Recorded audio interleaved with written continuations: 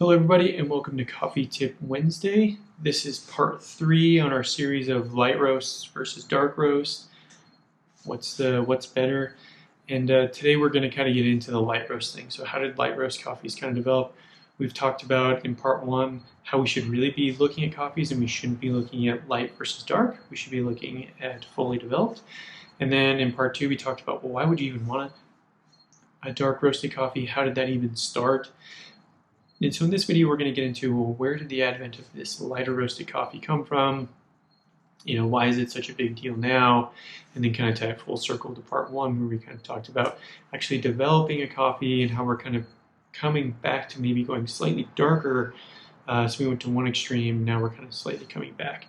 So let's talk about light roast coffee. So I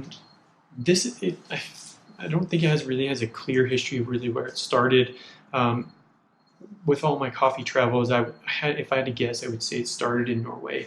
I think you have people like Tim Wendelboe, who I think is, in my eyes, again, it's my personal opinion, but he's kind of like the godfather of specialty coffee in this third wave and everything that he's done with his cafe out of Oslo, Norway. But if you go to the Nordic countries, you'll notice that like even in your hotel room, you have these like lighter roasted coffees. You'll go to restaurants that are serving coffee, and again, it's a lighter roasted coffee, not very dark. You don't have those predominant flavors. So if I had to guess, I would say maybe because the winters are so long and kind of harsh and the days are so short that they kind of started to take their coffee experience more seriously, and they started to figure out, well, how can we, we're getting all these amazing coffees. How can we kind of let them shine and be unique and draw customers in? And again, that's my guess. I don't really know for sure. But if I had to guess, that would kind of be what my thought is. But I could be completely wrong about that. But I did think it was insanely fascinating that when I went to the Nordic countries, they have anywhere you went, it has these beautiful lighter roasted coffees. And I've heard that the experience in Australia is very similar. That their whole coffee culture and community is very similar, that you can get these beautiful coffees no matter where you go, and they kind of have this great coffee culture. So how did we go from really dark coffees to now to this really extreme and light coffee? What I find is interesting is from a personal experience, when the Denver coffee scene started to explode here, and I would, whenever a new roaster pops up or a new cafe opens, I always have to go check it out. You started to see a lot of roasters going extremely, extremely light on their coffees. And they were really acidic and very sour and just kind of too much. And it was like kind of this battle between some of the roasters. It's like, who can do the lightest coffee and still make it taste good? And then as as somebody who's like trying to brew coffees, now buy those coffees and bring them home and brew them, the margin for error when pulling a shot was so thin, because you could either have it dialed in and perfect, and it was wildly bright and acidic and sweet and kind of really on the edge of almost being grassy, but just crazy complex, or it was just insanely sour and terrible. And so your margin of error for brewing them was like really, really thin.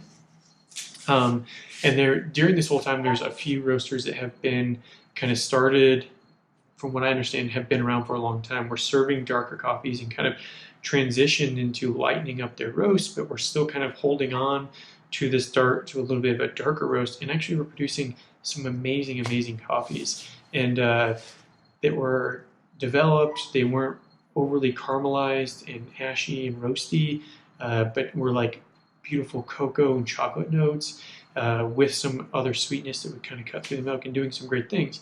So in Denver, we saw this big push. Who can do the lightest roasted coffee? And then we started, I think what happened is there was a market correction, because almost immediately, especially with a lot of roasters I was talking with, like, no, we're starting to push our coffees a little darker. We're going a little darker. There was one roaster I was talking with where I was like, man, I can't even pull a shot at home because I have a Brazza flat burr grinder. And even with that, I couldn't get it tight enough. And to be really coffee geeky on you, I almost need like a Malconic EK43 to just like create this like super fine dust in order to be able to tighten that grind up to actually pull a shot, because it was just pulling so fast.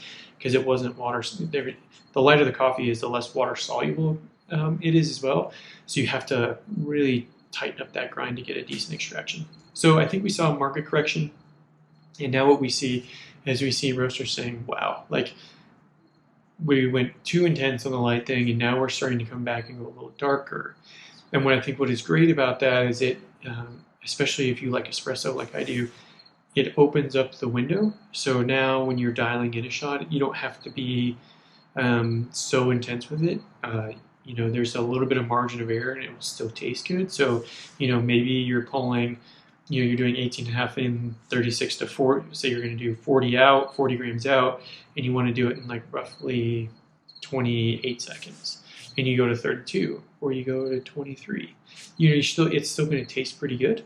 And you may not really notice it unless you're really, really kind of critiquing that coffee.